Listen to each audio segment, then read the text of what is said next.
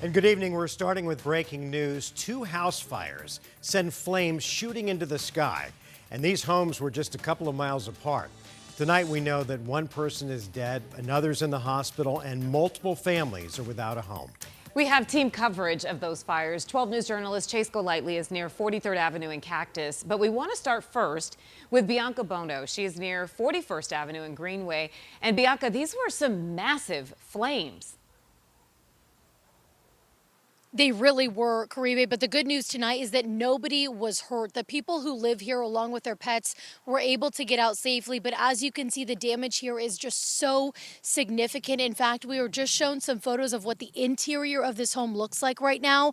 Unfortunately, the fire and smoke spread to essentially every corner of this house. Take a look at this video. It's from Sky 12, which was flying overhead as this fire was really at its peak. This was around 6:30 or so. The Phoenix Fire Department tells us they believe this started in the RV that was parked on the side of the house. That fire quickly spread to a boat that was parked near it and sadly to the home as well. We saw neighbors using their hoses, spraying the RV and the boat from over their fence, just trying to do whatever they could to help.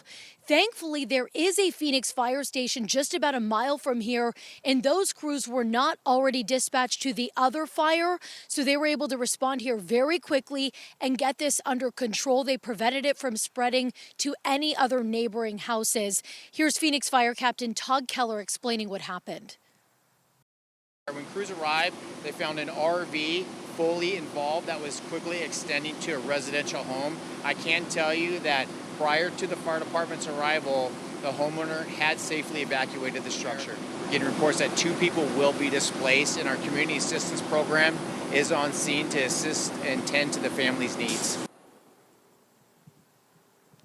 Now, it is too early to say exactly what caused this fire, but again, officials do believe it started in that RV. I did speak briefly to some neighbors here, as well as the gentleman who actually lives in this home. A neighbor tells us he recently retired. Now, back out here, live fire crews here cleared out about 45 minutes ago. Fortunately, the weather was pretty mild tonight with essentially no wind at the time that this fire was burning, so that certainly worked in their favor. We have seen a restoration crew already show up tonight to get to work to start to assess the damage here and clean things up. Again, the good news, no injuries, but sadly 2 people are displaced here tonight. We're live in Phoenix. Bianca Bono, 12 News. All right, Bianca, thank you for that. And just a couple of miles south, we're also following another house fire, but this one has a devastating end here. Phoenix Fire says that 1 person has died and another was rushed to the hospital. 12 News journalist Chase Golightly is at the scene of this fire near 43rd Avenue in Cactus. And Chase, this is just tragic news. We've already learned that 1 life is gone. What do we know beyond that? Well, Mark, I actually spoke to a friend of that victim who lives in the neighborhood. He said he rushed over to the home and actually burned his hands as he tried to pry open the garage where that 29-year-old victim was found dead. Now, right where we're standing, you can still see a very active situation here. We're actually a few houses down from where this fire started, so let's go ahead and take you to video of what we were seeing earlier. The Phoenix Fire Department tells us the call came to them at about 6 o'clock. When they arrived, they saw heavy smoke coming from the home. While they got multiple people from the home out, they say that 29-year-old was beyond resuscitation efforts. That man's friend, who asked us not to show his face, says he heard an explosion while inside his home. He then ran outside to see what happened, realizing it was his friend's home that was on fire, and he rushed in to help. The house at that point was already engulfed in flames, and I took my shirt off, wrapped it around my face, tried to open the garage best I could. I'm distraught. I'm upset. It's the loss of a buddy that I've known for a while. That other victim was taken to the hospital, suffered minor burn injuries. We are still waiting for a current update on the condition, but the fire department tells us the home is a total loss, and those who were living inside are now being cared for by the community assistance program. They are actually still here on scene. We've seen some of them sign what appears to be documents with Phoenix police, who are also here. The cause of this fire and where it started is still under investigation. We'll be sure to keep you updated as we learn more. But for now, we're live in Phoenix. Chase Golightly, 12 News. All right, Chase, thanks. New at 10, imagine finding out that your loved one has been hurt in a crash, but all thanks to your iPhone, you get an alert that 911 was responding to your wife's location. Yeah, that has to be a terrifying alert. 12 News journalist Gabriela Becerra is live in studio with new details on this crash and this woman's recovery. Gabby? Well, Mark Caribe, the iPhone 14 and later models has a crash detection feature where it automatically calls emergency services when you're unresponsive after a crash. And in this case, it worked exactly as it's designed.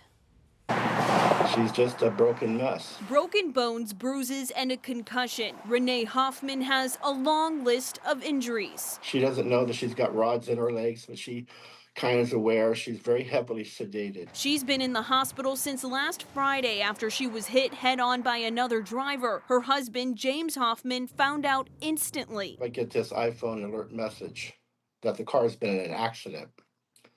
I pick up my phone and start trying to call, and I don't know how long, but there was no answer. That message said Renee's iPhone detected the crash and called 911. It pinned her location to US 60 near Goldfield Road. James eventually got through to his wife, staying on the phone with her until paramedics arrived. I was shocked. Blood was coming out of her mouth, and she looked horrible. And I knew I had to remain calm and talk her through it. According to DPS, a 71-year-old woman identified as Lori Ann Walters of Apache Junction was driving the wrong way in the westbound lanes of US 60 when she crashed into Renee. Both drivers had to be extricated from their cars. Walters later died at the hospital. It's too common. And I would hope that people stop driving when they're emotionally upset or under the influence of anything other than being happy and well ready to drive. James says he worries about the frequency of wrong-way driving on Arizona highways. Last year, DPS reported more than 1,500 incidents, including several deaths. We were worried about this. That's why I purchased the car she was driving. It was a brand new Volkswagen Jetta. And I used to work at a wrecking yard. I know they're very hard to destroy.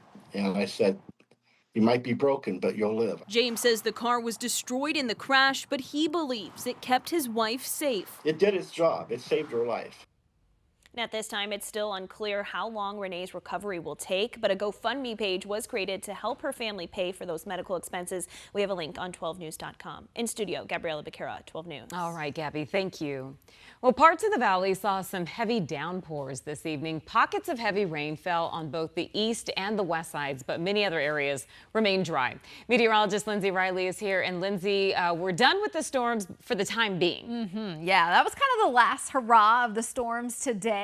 Parts of the valley did see some moisture. Showers now coming to an end, and now our attention is going to focus on the rising temperatures.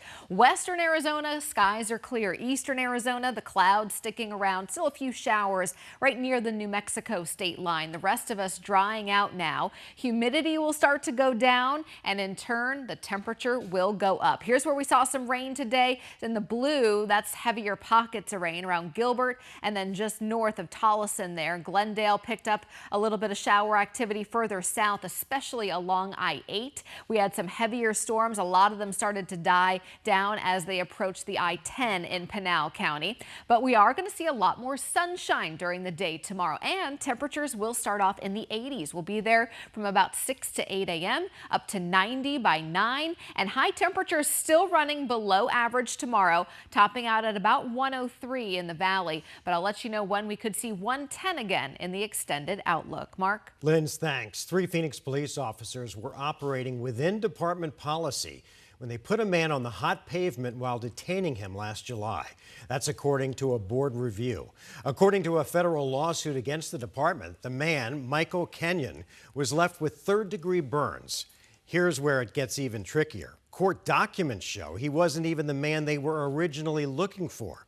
The lawsuit is ongoing. The department changed its policy earlier this year to instruct officers to consider the temperature when placing someone on the ground or against a vehicle. A Glendale police officer is being called a hero after he rescued a small dog from a canal. The harrowing rescue was all caught on camera. Love this guy. 12 News journalist Jade Cunningham spoke with that officer tonight and has more. Glendale 911, where is your emergency? Panic and worry. I'm calling because the dog is in the canal. As onlookers watched helplessly as Itachi the dog frantically tried to swim to safety. He's unable to pull up, Oh my God. Officer Jose Torres and his partner rushed to the scene. They knew they'd have to act fast. Well, prior to getting there, I kind of made up in my head that I was gonna jump in the canal. On Wednesday, July 16th, around 8:30 p.m., Itachi was walking with its owner near 77th and Georgia Avenue when it got spooked, ran, and fell in the water. The dog seemed kind of helpless and it seemed like it was panicking, and it went under 1 or 2 times. It was kind of getting tired of just swimming around. He's over here. Once at the scene, Torres assessed the situation. How deep is it, do you know? I have no idea. And when the time was right, I got it. Hey, I got it. jumped in The current was pretty strong. Water was very murky and dirty. and swam to Itachi's rescue. Luckily, the park ranger had a broom in his truck, so they were able to stop the dog from getting swept away. So they stopped the dog with the broom and just took my stuff off and jumped in. The dog had reportedly been in the water for about 15 minutes. Me, I'm a huge dog lover, so it's probably why I really wanted to go to that call to begin with. And was pulled out exhausted but alive. Everybody deserves a chance. The rescue was dangerous. Torres, though, says it didn't matter. Our mission, is to protect lives and property.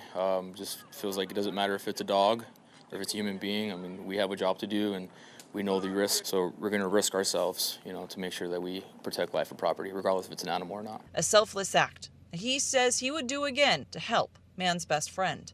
Jay Cunningham, 12 News. That's what I'm talking about. All right, Jade, thanks. Still ahead.